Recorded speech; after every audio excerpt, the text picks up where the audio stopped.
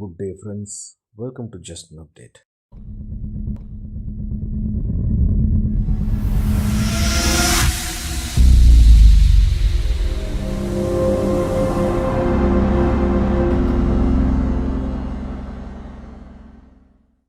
இன்றைக்கி நம்ம நிகழ்ச்சியில் சுவாரஸ்யமான தலைப்பு பற்றி பார்க்க போகிறோம். அது என்னென்னு பார்த்தீங்கன்னா, இவ்வளோ நாளாக ஃபெராரி கம்பெனி சூப்பர் கார்கள் மேனுஃபேக்சர் பண்ணும்போது அவங்க V12, V8, V10 என்ஜின் மாதிரி பவர்ஃபுல்லான என்ஜின்ஸை வச்சு தான் மேனுஃபேக்சர் பண்ணாங்க. ஆனால் முறையாக ஃபெராரி கம்பெனி ஒரு புதுவிதமான ஒரு மாற்றத்துக்கு உட்படுத்தப்பட்டிருக்கிறாங்க. அது என்னென்னு பார்த்தீங்கன்னா, முறையாக அவங்க ஒரு எலக்ட்ரிக் வெஹிக்கிள் மேனுஃபேக்சர் பண்ண போகிறாங்க. இது எலக்ட்ரிக் ஹைப்பர் காராக இருக்க போகுது. இது யாங்வாங் U9 மாடலுக்கு ஒரு காம்படிட்டர் மாதிரி இவங்களும் ஒரு எலக்ட்ரிக் ஹைப்பர் காரை மேனுஃபேக்சர் பண்ணுறதா இருக்கிறாங்க. அவங்க புதுவிதமான ஒரு பிளாட்ஃபார்மை டிசைன் பண்ணியிருக்காங்க. இந்த எலக்ட்ரிக் வெஹிக்கிள் பிளாட்ஃபார்மை பற்றி தான் நம்ம இன்னைக்கு வீடியோவில் முழுக்க பார்க்க போகிறோம். இந்த புதுவிதமான எலக்ட்ரிக் ஹைப்பர் காரில் பார்த்திங்கன்னா, இது 4 சீட்டர் காராக இருக்க போது. அது 4 டோர்ஸ் கொடுக்க போகிறாங்க. பொதுவாக ஃபெராரி கார்களில் 2 சீட்டர் காராக தான் இருக்கும். ஆனால் இந்த ஒரு பிளாட்ஃபார்மில் 4 சீட்டர் காரை டிசைன் பண்ண போகிறாங்க. இது ஃபெராரி புரோசாங்குவே SUV கார் மாடலில் ரிசம்பிள் பண்ணுற மாதிரி தான் இந்த கார் இருக்க போகுது அப்படின்னு ஒரு ப்ரெடிக்ஷன் இருக்குது. இதில் பார்த்திங்க அப்படின்னா, இந்த பேட்ரி பேக் ரொம்ப மேசிவான பேட்ரி பேக்காக இருக்க போகுது. கிட்டத்தட்ட 626 கிலோகிராமாக இருக்கும் அப்படின்னு கணிக்கப்படுது. இந்த பேட்ரி பேக்கினுடைய கெப்பாசிட்டியை 122 kWh இருக்க போகுது அப்படின்னு சொல்கிறாங்க. டென்ஸான ஒரு பேட்டரின்னு சொல்லலாம். அதிகமான பவரை ஸ்டோர் பண்ணக்கூடிய கெப்பாசிட்டி ஆஃப் பேட்டரியை ரொம்ப அட்வான்ஸ்டாக மேனுஃபேக்சர் பண்ணியிருக்காங்க. இதே டெஸ்லா மாடலில் வரக்கூடிய பேட்டரிலாம் பார்த்திங்கன்னா 85 kWh தான் இதே வெயிட்டுக்கு ஸ்டோர் பண்ணும். ஆனால் இதில் அதை விட அதிகமான ஒரு ஸ்டோரேஜ் கெப்பாசிட்டி கொடுத்துருக்காங்க.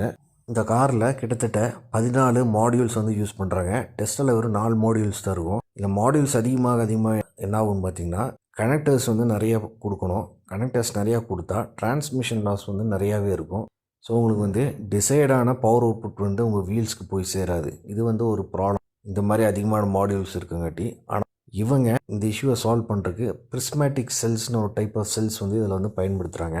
இதில் இன்னொரு டிஸ்அட்வான்டேஜ் இருக்குது. அது என்னென்னு பார்த்தீங்கன்னா, கூலிங் சிஸ்டமை இந்த பேட்டரி கீழே தான் ப்ளேஸ் பண்ணியிருக்காங்க. அதனால் கீழ்ப்பக்கத்தில் உள்ள பேட்டரி தான் கூலாக இருக்குமே தவிர, மேல் சைடு உள்ள பேட்டரி சர்ஃபேஸ் ரொம்ப ஹீட்டடாக தான் இருக்கும்.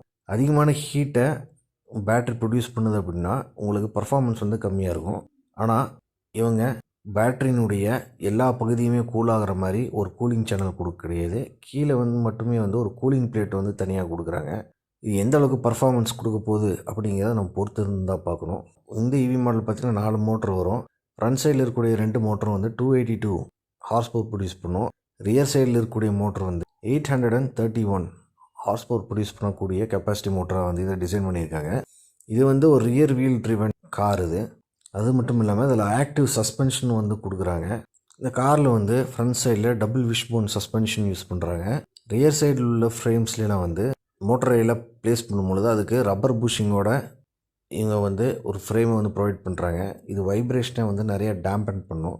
பத்தாவதுக்கு இந்த காரில் டீகப்ளிங் டெக்னாலஜி கொடுக்குறாங்க. அதாவது 4 வீலுக்குமே பவர் போகிறதுக்கு பதிலாக நம்மளுக்கு ரியர் சைடு மட்டும் பவர் வேணும், ரியர் வீலுக்கு மட்டும் பவர் போகணும் அப்படின்னு நினச்சா நம்ம டீகப்ளிங் ஆக்டிவேட் பண்ணால் பேட்டரியில் இருக்கக்கூடிய பவர் மொத்தமே ரியர் வீல்ஸ்க்கு மட்டுமே போகிற மாதிரி கூட நம்ம இதில் ஒரு செட்டப் கொடுத்துக்கலாம். இந்த கார் 0 to 100 km/h ஸ்பீடை 2.5 செகண்ட்ஸ்லேயே போய் ரீச் ஆயிரும்.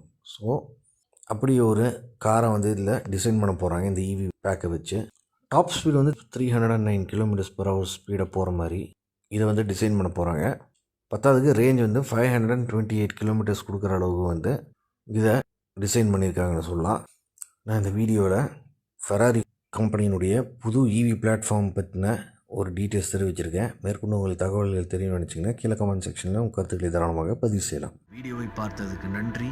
நீங்கள் புது வியூவராக இருந்தால் நம்ம சேனலுக்கு சப்ஸ்கிரைப் பண்ணுங்கள். உங்களுக்கு இந்த மாதிரி டெக்னாலஜி அண்ட் ஆட்டோமொபைல் ரிலேட்டட் வீடியோஸ்லாம் அப்டுடேட்டாக கிடைக்கும். இந்த வீடியோவை லைக் பண்ணுங்கள். அப்போ தான் இந்த யூடியூப் அல்காரிதம் இந்த வீடியோவை ரெக்கக்னைஸ் பண்ணி நிறைய பேர்த்துக்கு இந்த வீடியோவை போட்டு காட்டும். அது மட்டும் இல்லாமல் எனக்கு மோட்டிவேஷ்னலாகவும் இருக்கும். நீங்கள் கண்டிப்பாக லைக் பண்ணுவீங்கன்னு எனக்கு தெரியும். மறக்காமல் இந்த வீடியோவை உங்கள் நண்பர்களுக்கும் உறவினர்களுக்கும் ஷேர் பண்ணுங்கள். அவங்களும் நிறைய விஷயங்கள் இந்த மாதிரி சுவாரஸ்யமான தகவல்களை பார்த்து தெரிந்து கொள்ளட்டும். மீண்டும் அடுத்த முறை சந்திப்போம். நன்றி, வணக்கம்.